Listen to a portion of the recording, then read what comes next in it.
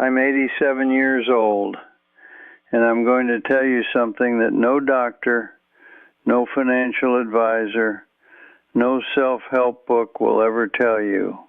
There are 7 things happening in your life right now, at this very moment, that are quietly destroying everything you've built. And the cruelest part? You won't notice them until it's too late. I know because I ignored every single one of them. My name is Harold, and I spent 30 years watching my own life crumble in slow motion while I convinced myself everything was fine.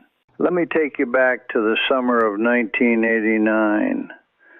I was 52 years old, sitting in my corner office on the 14th floor of a building downtown.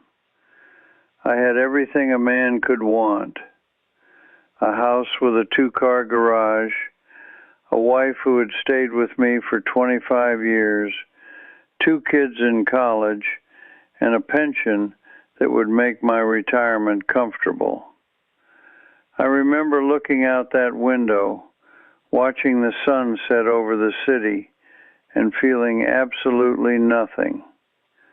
Not happiness, not sadness, just nothing.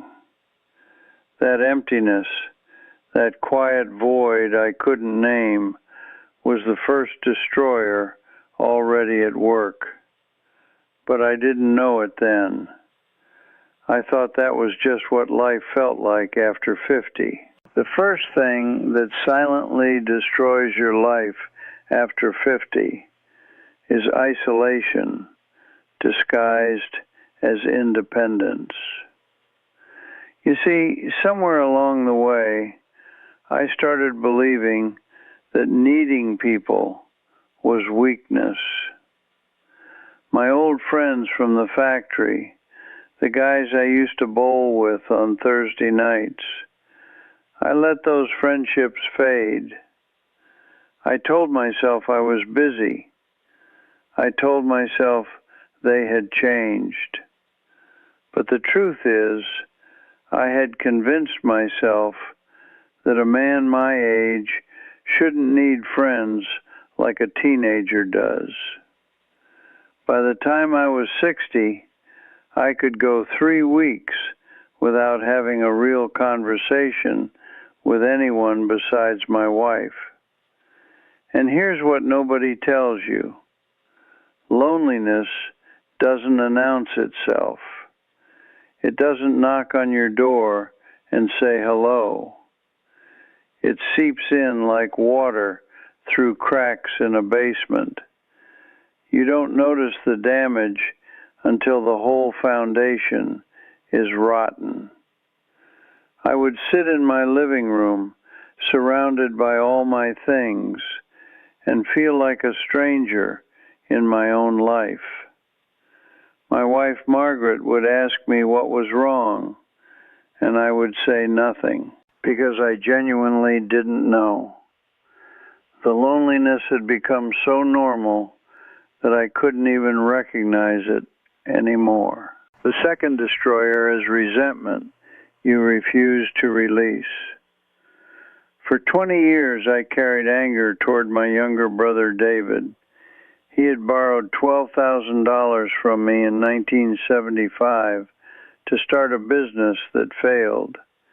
He never paid it back. I never forgave him.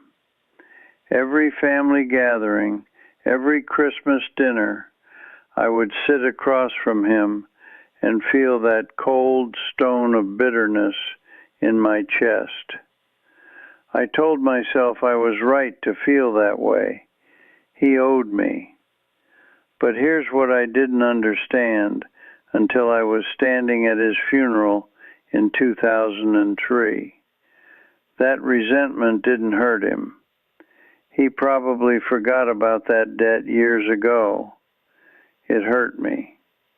It ate away at my insides for decades while he lived his life completely unaware.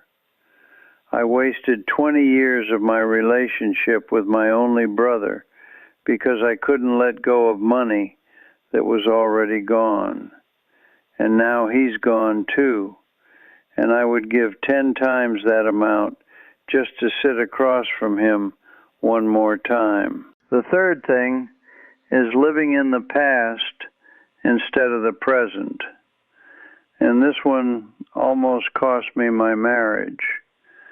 After I retired at 65, I fell into a pattern that I didn't even notice.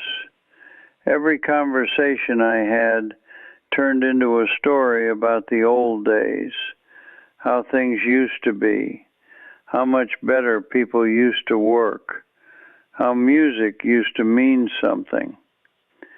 One evening, my wife looked at me over dinner and said, "Harold, do you realize you haven't talked about anything happening right now in months? You're not here with me. You're living in 1975. That hit me like a punch to the chest. She was right. I had become so obsessed with what was that I had completely abandoned what is. The present moment, the only place life actually happens, had become just a waiting room where I sat replaying old movies in my head. The fourth destroyer is letting your body decay through neglect. Now listen to me carefully on this one. I'm not talking about getting old. Getting old is natural. Getting old is a privilege denied to many. I'm talking about the 1,000 small surrenders we make. The walk we skip because it's easier to sit. The vegetables we replace with convenience food. The checkup we postpone because we're afraid of what we might hear. In 1998, I noticed a strange feeling in my chest, a tightness that came and went. I ignored it for 14 months. 14 months. By the time I finally went to see a doctor, I needed 3 stents to keep me alive. The surgeon looked at me afterward and said, "Mr. Harrison, if you had come in a year ago, this would have been managed with medication. Your delay almost killed you." We treat our cars better than we treat our bodies. We would never ignore a strange noise in the engine for 14 months. But our own warning signs, we explain them away until they become emergencies. The fifth thing that destroys your life after 50 is financial denial. And I don't just mean not having enough money. I mean not looking at the reality of your situation. I had a colleague named Robert who made twice what I made throughout his career. Beautiful house, new cars, vacations every year. When he retired, he lasted 18 months before he had to go back to work as a greeter at a hardware store.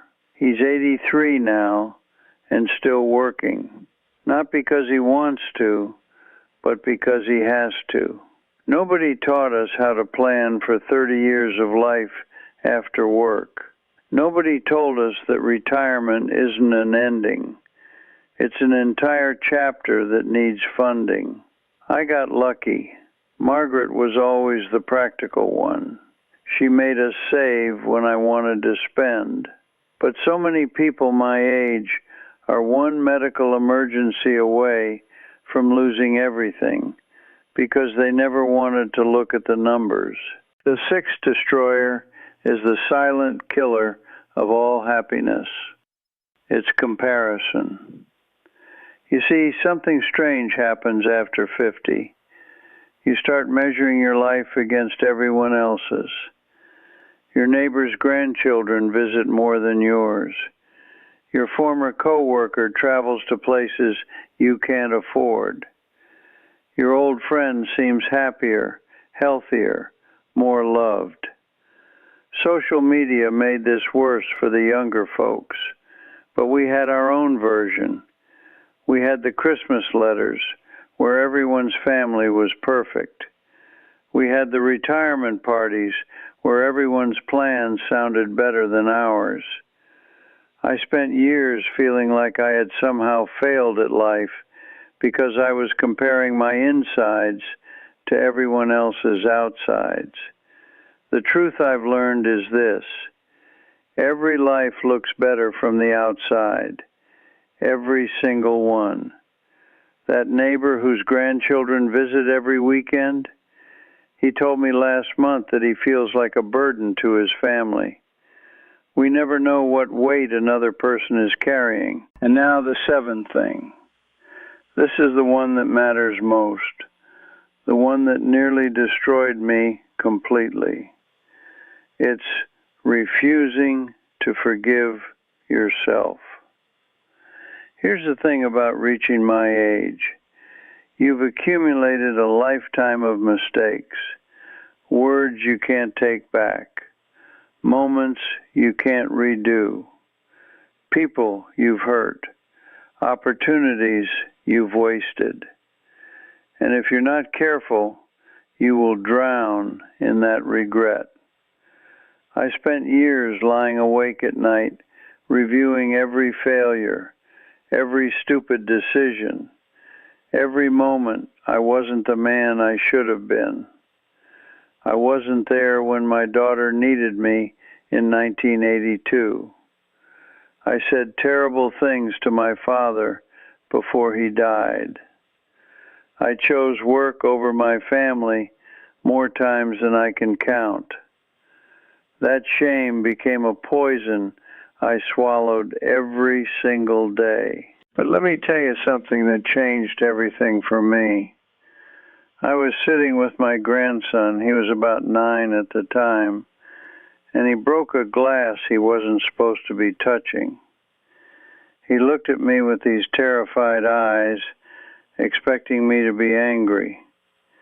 And I just helped him clean it up and said, "It's okay. Accidents happen. You're still a good kid." He hugged me so tight, so relieved. And in that moment, I realized something that broke me open. I would never judge that child as harshly as I judged myself. I would never expect perfection from anyone I loved. So why was I demanding it from myself? Why was I the only person in the world who didn't deserve compassion for his mistakes?